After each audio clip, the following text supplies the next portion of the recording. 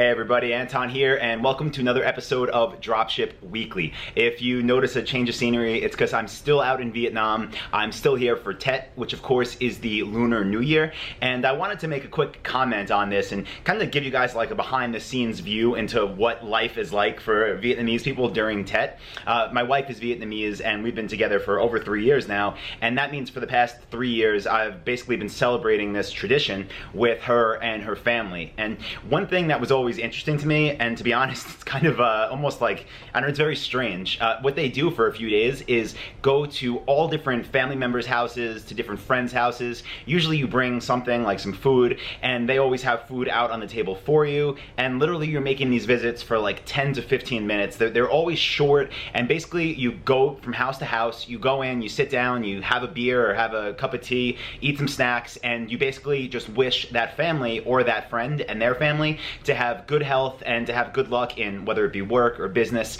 in the new year. Because again, this is their new year according to the ancient Chinese calendar. So basically, like, that's something you do literally every day for about 3 days. And then when we're at her family's house, same thing. Different family and friends stop by there to do the same thing. So basically, you're spending like, I guess, like up to 3 days just non-stop, like wishing people well, wishing them to have a good year, to have good luck. It's a very superstitious culture, as most Asian cultures are, and it's very important to everyone that they get that kind of blessing, and then they know that you support them and you wish them good luck for the new year. And again, the past 3 years I've been doing this, and the first couple I was like, this is ridiculous. Like, to be quite honest, I was thinking like, why does everyone do this? Why does everyone do this every year? It seemed like so much, almost like effort, right? Just to do the same thing every year. But I gotta say, this year, now that I'm more familiar with people, I guess, and I can't say I know anyone well, but I'm getting to know people better. Now I finally, I appreciated it this year, and I see how much that they all appreciate it. So I do think it's important. Like, I get it. Like, people are so excited when you show up at their house and literally you give them you drink even one of their beers. You don't give them anything. They give you something. And then, like, when I just say to someone, yeah, listen, I hope you have a great year. I hope you, stay healthy. I hope you make a lot of money. I hope your business does great. You could just see like the smile on people's faces because they believe that, you wishing them luck is going to get them better luck, which, hey, maybe it does. I don't know. So I just wanted to kind of let you guys know what happens out here during Tet. And now that I finally do appreciate this, and I appreciate it when people say it to me. So to everyone, I hope you all have a happy Lunar New Year. I wish you all good health and hope you all make a lot of money in this new year. Don't know if it matters. Don't know if it does anything, but wanted to send some positivity everyone's way, because that's what I've been doing for the past 3 days out here and starting to feel good. So they say Chuk Mung Na Moy. That means Happy New Year. And with that being said, guys, we got a bunch of really good success stories, bunch of good questions. So let's get into this week's episode of Dropship Weekly.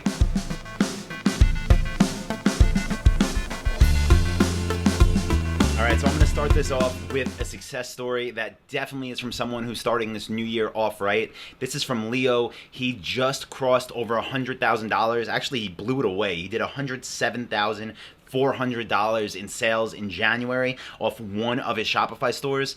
This is so amazing to me, not only because it's based off only processing 147 orders to do that much revenue in 1 month, but also because we interviewed Leo like a few months back on our YouTube channel, and I'll link to that below this video. And then he was doing I think 20 or 30K a month, and super excited about it and talking about scaling and how he was growing it. And then boom, like literally a few months later, $107,000. And I really think this is just the start. Like, as he posted here, he's on to 200. That's the next target. $200,000 in sales in a month with not many orders to process. It's a beautiful thing. So congratulations, Leo. Great work. I'm really excited to see the next post when you get over the 200K mark. Now, this next one is from Fauzia, just getting started, but hey, that's great. She's going through the AdWords course still. She hasn't even finished our coaching program and still got the first order, $331, not a bad start at all. So congratulations, awesome work. It's only gonna go up and up and up as you continue to learn, as you go through all the coaching programs. Next is from Tom. He said he just got his first sale, not huge, but he barely started running his ads only 3 days ago. Didn't expect any sales this early, but he had Ernest coach him. He worked with one of our coaches, Michael, as well. And boom, just in a couple days, first sale, $238. So congratulations, Tom. Next, we have Chris. He said he just turned his ads on last week, got the first sale today. This stuff works. Yes, it does. $664. Awesome work. Congratulations. You definitely deserve this. And then this is just like, I mean, blowing me away. Not to put anyone else down for making sales, but Joanna just got her first sale. And look at this, guys. One sale for $3.9 thousand, almost $4,000 for the first order. That's definitely a great sign of things to come. Congratulations. I know you've been working hard on this. You put a lot of time into it, and it's definitely paying off now. So awesome work. Let's get into the questions, guys. This question came from Michael. And he said, I placed 9 orders in the past 10 days. Well, first of all, congratulations on that many orders. And he said, according to his supplier's stock sheet and website, they said it would take at least 10 days for these orders to ship. Fair enough. But he checked today on the order status, and they all said it's going to be at least 3 more weeks until shipping. So he said, if you're him, what would you do to basically retain these orders? It's really hard to tell someone 3 weeks, especially in the USA. Michael, that's true. The thing is, like, this happens. I've dealt with it plenty of times. Here's my advice. Now, the main thing when this stuff happens is communication with the customers. Like, if you communicate with them, everything will be fine. Like the only time customers really get upset is when you're not like keeping them updated. So the first thing I would do is actually call these customers, and I would simply explain exactly what you posted here. When you first had these orders processed, you thought the lead time was whatever, and now it's this. And then I would explain to them that no matter where they order from, unfortunately, this is going to be the same situation. Let them know you're a retailer. It's fine. I'm sure they know that already.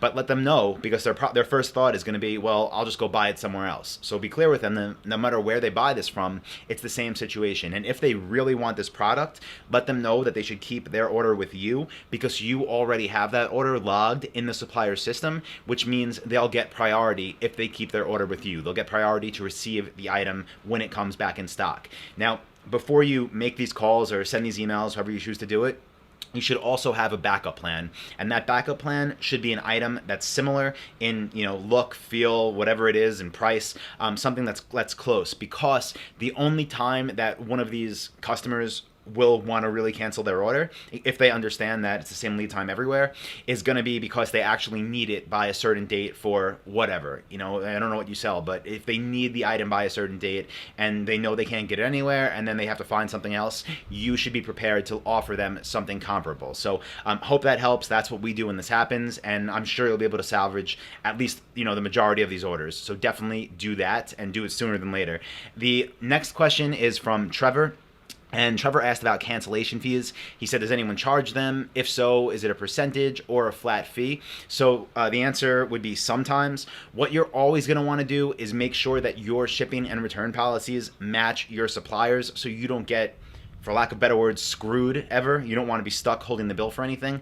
So it's very important that, for example, if someone wants to return something and your supplier is going to charge you return shipping, then you charge the customer return shipping. This has to be clear in your shipping and returns policy. Now, as far as actual fees on top of that, we do this if our suppliers do that. So if our suppliers tell us, yeah, it's 15% if you cancel an order, then it's 15% to our customers as well. Now, what you have to be super careful with is, I guess, like the time in which someone cancels their order. So we do have a grace period, and if someone places an order and 2 hours later they send an email or give a call and say, hey, I don't want this anymore, we're not going to say, well, now we're keeping 20% of your money, right? So you have to be like realistic. You want your customers to be happy, and if they make that decision right away, then hey, it happens, right? But again, like if the item, if it's been over a day, if the item's in transit, then you're definitely going to have to charge, because you're not going to be able to absorb these costs yourself. They get passed along to the customer. So hope that helps. And there's a bunch of good comments on this thread as well. So anyone in our Facebook group, definitely go check this one out.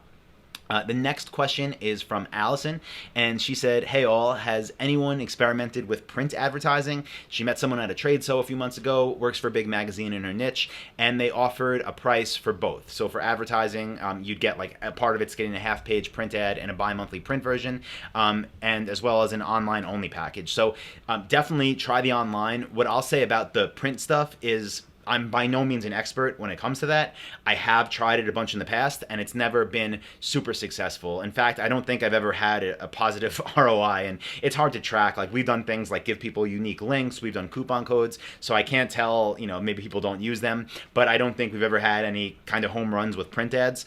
Maybe, again, I'm not an expert with this stuff, so maybe I didn't run the right type of ads, maybe I wasn't in the right type of publications, but it's never been a huge home run. As far as the digital stuff, I personally think money is always better spent there, simply because it's easier to target people, it's easier to get results instantly, and most importantly, it's easiest to track the results. So I personally would stick with the digital advertising. Next, we have a question here from Sam. And this really plays into what we were just talking about with return shipping fees and cancellation fees, because Sam said 2 weeks ago he got an order, a large product, over $2,000, shipped out the next morning, and a week later he got a call from the freight company trying to figure out when to have it delivered. He couldn't get in touch with the client. He eventually tracked her down. She's saying she refuses to accept the delivery. She also said she'll file a credit card dispute and have the charge removed. I don't know if they try to deliver it again, I guess. So he's asking for advice. So this is, it's a terrible situation. The first thing you got to do is figure out why she wanted to cancel, like what happened. And then you have to look at your return policy. And this is why making your shipping and returns policy, like I talk about in Dropship Lifestyle in the coaching program, why making it to kind of model your suppliers' policies is so important. Because now if this, you can't force this woman to accept delivery, but if your policy says, it seems like your return policy, like your supplier's return policy does, that they don't accept returns back, then that should be there. It should be accepted by the customer when they buy, like they agree to your policies. So in that situation, you can charge them for at least the return shipping fee, right? So that's what I would do first. Go back and look to see what you actually put into your shipping and returns policy, and then basically relay that message to this customer to let them know that, hey, this costs money, right? This is the policy that they agree to when they ordered. And then what you're going to want to do moving forward, again, is focus on your policies to make sure that you are protected, right, from this happening again in the future. So keep us updated. Let us know how it goes. I'm curious to see how this all plays out. And, I'm sorry it happened, but unfortunately, it's part of doing business. The next question this week is from Kevin, and he said, what are your guys' thoughts on hobby niches? So love them, love anything around a hobby or a passion. That's why I talk about it a lot in the coaching program in Dropship Lifestyle. That's why I give you thousands of examples of these niches. Also, the reason I really like these isn't just because they're easy to think of. It's also because they lend themselves very well to lead value optimization and all of the techniques that I use for that. So I will link below this video to our lead value optimization module. So in case you forgot it, or you haven't watched it in a while, or you never watched it, you could see what I mean, and you could see why hobby niches and passion niches lend themselves so well to that. So I'll definitely post a link to that below this. And next, I got to give a shout out to Matt, because this is just an awesome story. For those of you that don't know, Matt is from Australia. He's been dropshipping there for, I guess, about a year now, maybe. He's done really well with the store, enough so that he quit his job and he sold his house, and him and his family all just moved to Southeast Asia. And he says here, for over 6 months, he's been basically tracking down a gold supplier to get an approval. It hasn't been easy. He's had to get through gatekeepers, had to follow up so many times, but it just paid off. He just got approved to sell their products, and by doing that, he now has the ability to actually be the only online retailer and to be the authority in his niche, to have every company in Australia that sells these products, that makes these products, he now carries them all. He is now the authority in this space in Australia. This is huge. This is why we talk about so much in Dropship Lifestyle, how to actually stand out, how to be different, how to not just put up one supplier's products and hope things work out. Even though Matt's been successful with this for months and months and months already, he still did this. He still pushed forward. I know it's going to make a huge difference in terms of his sales and profits. So congratulations, Matt. Awesome work. Really looking forward to seeing how this plays out. I made that comment below this post, but the next few months, the next year, this is going to be game changing for your already successful business. So congratulations. One thing that Matt said in here that everyone should do, when he got approved, he already had an order basically in the bag for one of their products, right? So this is something that definitely increases your chance of getting approved. When you tell someone, I want to give you money, my customers want your products, maybe I already have an order for you, it's going to help with the approval. So awesome work, man, again. And for anyone that's got denied in the past, that has had suppliers told them no, don't accept it. It's no never means no. No means not now. So keep pushing, okay? It makes sense. It works. I'm gonna wrap this up. I don't know if you guys could tell, feeling a little sick today. My throat has been killing me, so not gonna go too long with this one. We'll wrap it up. As always though, if you guys did get value out of this, please do give it a like or a thumbs up. And if you know anyone that would get value, definitely share it with them. If you're not subscribed yet, definitely subscribe to our YouTube channel at youtube.com/dropshiplifestyle. Post at least one video a week. Always try to deliver tons of value on these. So check it out, subscribe. I'll see you guys next Thursday for Dropship Weekly. That one, I'll be back in Austin. We're flying back to the States on Monday. So I will see you guys from Texas next week. And if anyone's watching this who's not part of Dropship Lifestyle yet, definitely check out our free mini course. It's 10 high quality instructional videos. It's totally free. I'm going to send you one video per day for the next 10 days and really help you to understand how to dropship profitably and how to determine if this is a business for you. So I will link to that mini course below this video. Again, if you're not part of Dropship Lifestyle yet, definitely click that link, get yourself signed up. Again, it's totally free and it's really going to help you to get started. So thank you everyone, and I'll see you all next week. Bye.